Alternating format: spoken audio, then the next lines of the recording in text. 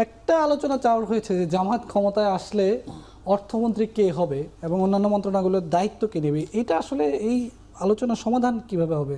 বাংলাদেশে বর্তমান 90% মুসলমান এবং আপনি প্রত্যেকের মানুষকে, যারা আমাদের কিন্তু মানুষজন কিন্তু ইসলাম প্রিয় মানুষ, আপনি তাদেরকে জিজ্ঞেস করেন, তার প্রত্যেকেই মনে করে যে হুজুররা ক্ষমতা আসুক, প্রত্যেকে চায়, কিন্তু ভোট দেওয়ার সময় হুজুরদেরকে ভোট দেয় না। কেন দেয় না জানেন?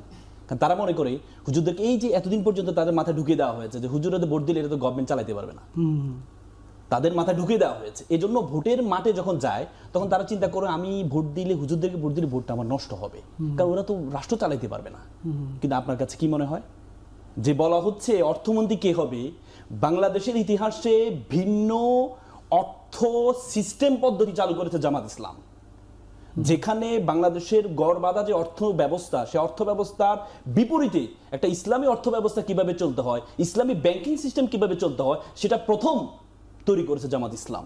এবং সেটা যখন সফল হয়েছে, সেটা থিওরি গ্রহণ করেছে প্রত্যেকটা ব্যাংক, এবং শুধু বাংলাদেশ নয়, আমেরিকা পর্যন্ত এই থিওরিটা গ্রহণ করেছে। জামাত ইসলাম যে অর্থ ব্যবস্থা চালু করেছে, কোথা থেকে পেয়েছে? কারণ Quran is the each and everything in the holy Quran. কারণ জামাত মনে করে তারা ক্ষমতা আসলে কোরআন হবে তাদের সংবিধান। কোরআনে কি নেই?